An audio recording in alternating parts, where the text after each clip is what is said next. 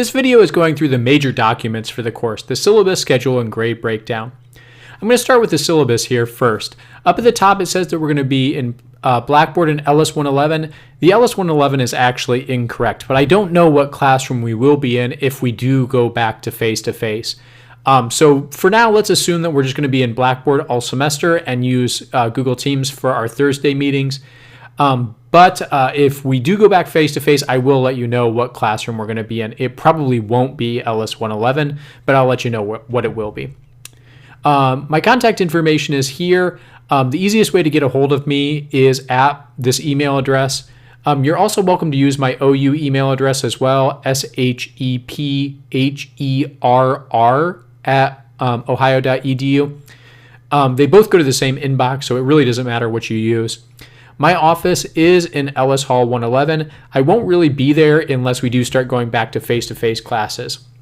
My office phone number is this one, but even when we are face-to-face, I almost never check my email. I usually just forget about it. That's why I provide my cell number on here as well. Please do use the cell number only for emergencies. If you are going to call me, if something does come up that's time sensitive, just make sure that you text me first. I usually don't answer phone numbers that I don't recognize, but if you text me first and say, "Hey, Ryan, this is so-and-so, I'm going to call you here in a second," I'll text you back and let you know what's going on. My office hours will be at these times on Tuesdays and Thursdays.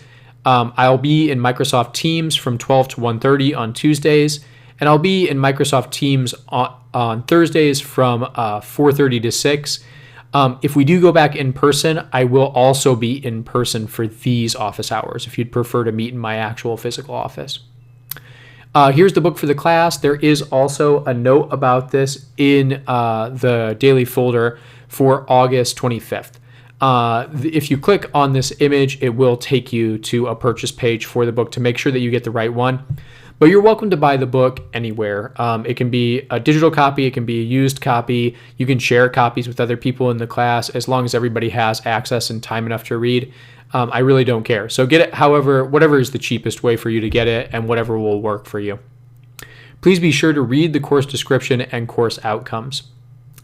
These are the major assignments for the class. We will have 4 writing projects through the course of the semester. They all build on one another. So WP1 is about the writing that'll take place in your field. We'll talk a lot more about what that means later, but basically you'll find a professional article writing to where somebody is writing to other professionals, and you'll break down the language, citation, use of non-linguistic elements, and organization within that article. WP2 will be interviewing a professional in the field about what kind of writing that you do in the field. WP3 will be comparing your field to other fields, to 1 or 2 of your peers' fields. And then WP4 will basically be an overview. It'll be telling us everything that you learned about writing in your field this semester. I don't accept late homework, but I do accept late major assignments. It's worth noting, though, that the grade goes down really fast. If you turn it in even 1 minute late, it goes down by 10%. 24 hours after that, it goes down by 20%, 30%, 40%, and so on until it's a 0. I do suggest that you turn stuff in on time whenever possible, especially homework, because that automatically goes to a 0.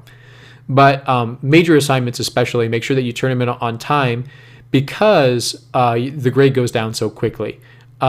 If you have something that is going on with you and a sick family member, or you get into a car accident or whatever else it is, please let me know as soon as possible and we'll work out something else. It's worth noting that we have several videos throughout the course. Hopefully you've already been watching them. Hopefully you're watching this one. Please do make sure that you are watching all of these videos. They do have really important content. This is the stuff that we would do if it was a face-to-face class. So it's really important that you're watching the videos. If you don't watch the videos, you will certainly miss stuff that you need to know. Okay. Please go over the class content stuff on your own. It's worth noting that I don't accept late homework, like I said, but there also is no makeup homework or extra credit. So once you miss those deadlines, they're just gone. Those points are just gone. Most of the homework stuff is really easy to complete, so if you keep up with it, it actually should be a bump to your grade. That's what it's designed to be. It's designed to help you out. So if you just keep up with that stuff, if you keep up with the conference stuff, it should be no problem. And if you have any problems with it, you can always ask me. Okay. So we have conferences, of course. You're expected to be there and you're expected to be on time. If you are late to a conference, you only get half credit for it. So please do show up in person or show up on time. I suggest signing in at least 5 minutes early. If we do go face-to-face for the conferences, I expect you to be on time for those as well. But as long as there is a danger of catching COVID-19, I will expect you to wear a mask and I will expect you to maintain a distance of 6 feet. We'll be holding if we do go in person, we will be holding the conferences in a classroom, not in my office, and only 4 people will be in there at any given time. So it should be very easy to spread out and reduce the risk as much as possible. In the conference discussions and even in the online discussions for the class, please do make sure to be polite even when you disagree with people. Try to remember that there is a person on the other end of the discussion and there is no reason to try to, hurt that person's feelings. Try to be as polite as possible. If we do go in person as well, please feel free to use cell phones, laptops, the classroom computers, and so on. Just make sure that you're using them for class content. I want you to use them to enhance the class, not to distract from it. Grading for the class breaks down roughly like this. I'm going to go over the grade breakdown in a second, so I won't go into too much detail right now. And then the grading scale is as follows right here. If you have any questions about this stuff, of course, ask. I'm sure you already know this, but plagiarism is a serious offense in college classes. Make sure that all the work that you're doing for the class is created entirely by you, 100%, or you're giving credit if you're having to use somebody else's words or ideas, that you're citing those things appropriately. Copying anything from somebody else, purchasing stuff, allowing other people to do your work is all plagiarism, and you will fail that assignment if I catch you for it. If it's a flagrant plagiarism violation, like you buy a paper online or something like that, you'll just fail the whole course. So please don't do that stuff. I imagine since you're juniors that you already are registered with student accessibility services if you have a physical or mental disability. But if you haven't already registered, I suggest you do so even if you don't think that you'll need that stuff for the class. The reason why is if something does come up, sometimes it takes a while to register, and it's better to have that stuff on file right from the get-go, so if something does come up, that you can deal with it immediately. All right. The schedule is basically exactly the same as what you'll find in the daily folders.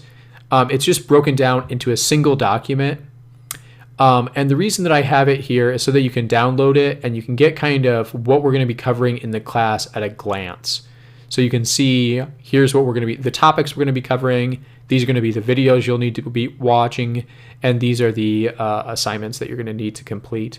So I suggest you download it. I suggest you keep it on one of your devices, on your phone or your laptop or whatever, just so you can kind of glance and see, okay, here's the stuff that I need to do this week. Here's what I'm going to need to do next week. Oh, and here is when WP1 is due. Here's the grade breakdown in more detail. As you can see here, the majority of the class are the major writing projects, WP1, 2, 3, and 4. They go up slightly through the semester, so each one is worth a little bit more than the previous one. Basically, your completion drafts, those are just the first draft that you give to me. It's complete, but doesn't have to be good yet, is worth 1% of your grade for each one of these. And then the final draft for each one goes up a little bit from 15 to 16 to 18 to 20% through the course of the semester.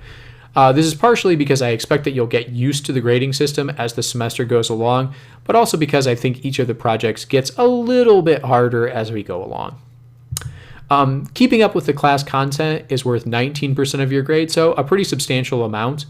Normal classes, those are days like today, August 25th, are worth 0.5% of a grade each. That is for completing the entire class content. And then throughout the course of the semester, we have 4 workshop classes. These are a little bit more intense, and they're worth 1.5% of your grade.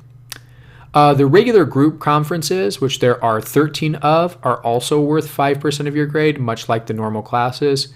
And then we have 2 individual conferences, where you'll just be checking in with me and making sure everything is going all right.